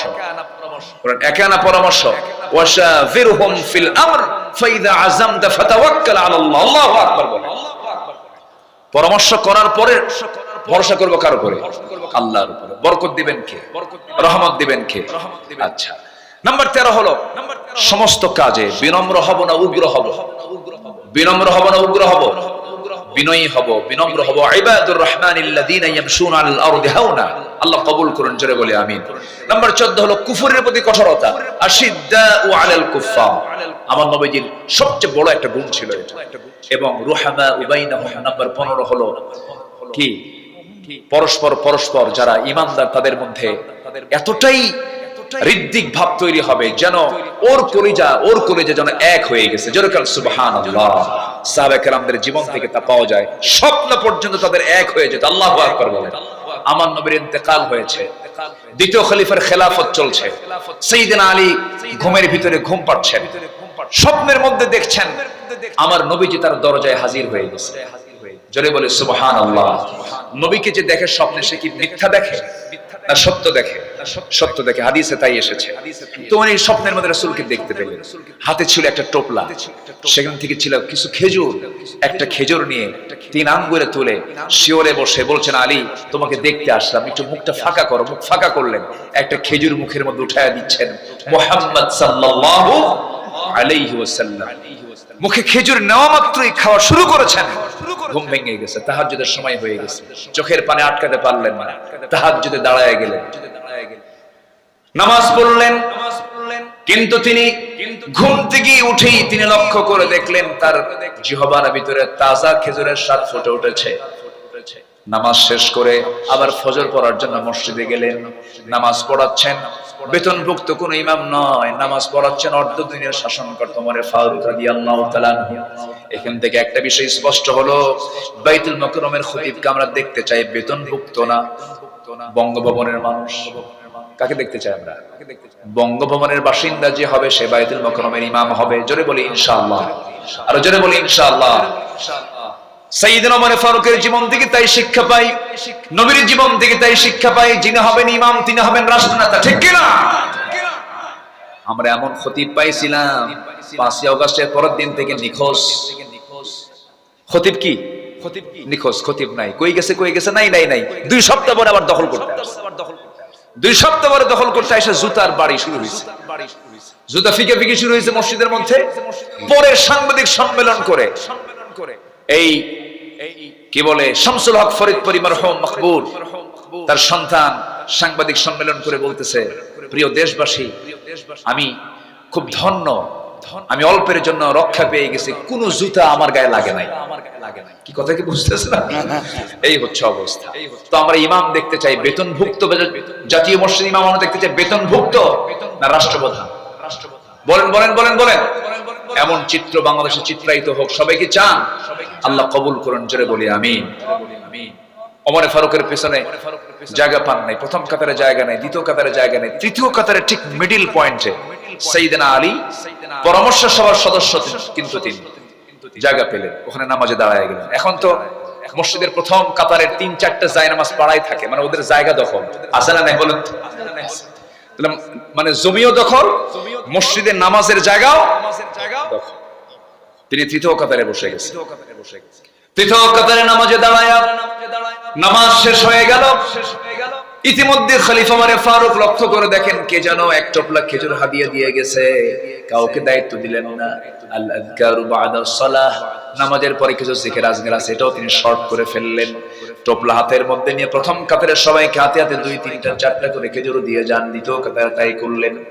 তৃতীয় কাতারে গিয়া সাইয়েদনা আলীর আগের জনকেও তিনি 2, 3টা করে খেজুর হাতের মধ্যে দিয়েছেন। কিন্তু আলীর কাছে গিয়ে বলছেন, আলী মুখটা ফাঁকা করো। তিনি মুখটা ফাঁকা করলেন। ফাঁকা করার সঙ্গে সঙ্গে অনেকগুলো খেজুর থেকে 3 আঙ্গুলে একটা খেজুর তুলে নিয়ে বলছেন, আলী মুখটা ফাঁকা করো। এই বলে তার মুখের মধ্যে একটা খেজুর বিসমিল্লাহ বলে ঢুকায় দিলেন। এরপর আলী বলছেন, ভাই রে, সবাইকে দিলেন 2, 3টা করে খেজুর হাতে হাতে, আমাকে মাত্র আরো খেজুর থাকার পর একটা খেজুর আমার মুখে উঠায় দিলেন কেন? ওমর ফারুক হাওমাও করে কান্না করতে করতে বলছেন, আলী গত রাত্রে রাসূল যদি তোমাকে একটার বেশি 2টি খেজুর খাওয়ায় দিতেন, আমি ওমরও তোমাকে তাই খাওয়ায়া দিতাম। মানে একই স্বপ্ন দেখেছেন দুজন একসাথে। যেরকম সুবহানাল্লাহ। রুহামাউ বাইনাহুম। এই মুহাব্বতের দরকার আছে না নাই? এই মুহাব্বত যত গাঢ় হবে, দিন কায়েমের পথ তত প্রশস্ত হয়ে যাবে। আল্লাহ কবুল করুন, আল্লাহ কবুল করুন, আল্লাহ কবুল করুন। অনেক রাত হয়েছে, আমি আর কথা বাড়াবো না। অনেকে চলে গেছে, আমি মনক্ষুণ্ণ হইনি, কারণ অনেক রাত, কালকে অফিস আছে, অনেকের কাজ আছে। আমি খুবই খুশি হয়েছি আমার গোছালো অপূর্ণাঙ্গ কথাগুলো এমন একজন ব্যক্তি আমার বাম পাশে বসে কথাগুলো শুনছেন, তার কথাই আমি মন্ত্রমুগ্ধের মতো শুনি। তার এক একটা লাইন মনে হয় কবিতার ছন্দ দিয়ে ভরপুর। এত সুন্দর কথা, এত সুন্দর আল্লাহ তাআলা তাকে বাকশক্তি দান করেছেন। আল্লাহ তুমি তার সকল কথা, সকল কর্মে তুমি বারাকা দিয়ে দাও। জোরে বলি আল্লাহুম্মা আমিন। অধ্যক্ষ আলী আলম এই বেলকুচির জন্য একটা বড় রহমতের বিষয়, বরকতের বিষয়। আল্লাহ তাআলা তাকে কবুল করুন। জোরে বলি আল্লাহুম্মা আমিন। আমার সোহেল ভাই চেহারার দিকে তাকালেই শুধু হাসি আর হাসি ছাড়া কিছুই পাই না। অত্যন্ত হাসি খুশি একজন মানুষ। আমার সোহেল ভাইকে আল্লাহ তাআলা কবুল করুন। জোরে বলি আল্লাহুম্মা আমিন। আমার শাহ আলম ভাই, উনি তো দুনিয়ার বাদশা। শাহ আলম বোঝেন নাই? কি কিসের বাদশা বলেন? দুনিয়ার বাদশা। আল্লাহ তুমি তাকে সব দিক থেকে কবুল করো। জোরে বলি আল্লাহুম্মা আমিন। যে যেখানে আছেন বসুন, আমরা ধীরে ধীরে দোয়ার দিকে যাব। গজল শুনবেন? একটু চাদর যাবে, একটু চাদর যায় নাই মনে হয়, একটু চাদর যাবে। যে যা পারি, কেউ না উঠি, যিনি কৃপণ হবেন তিনিই যাবেন আমি মনে করি।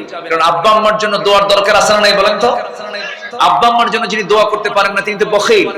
বসেন, আমরা একসঙ্গে দোয়া করব। চাদর যাচ্ছে, ব্যাগ যাচ্ছে মাদ্রাসার জন্য, যে যা পারি আমরা সবাই দেব। জোরে বলি ইনশাআল্লাহ।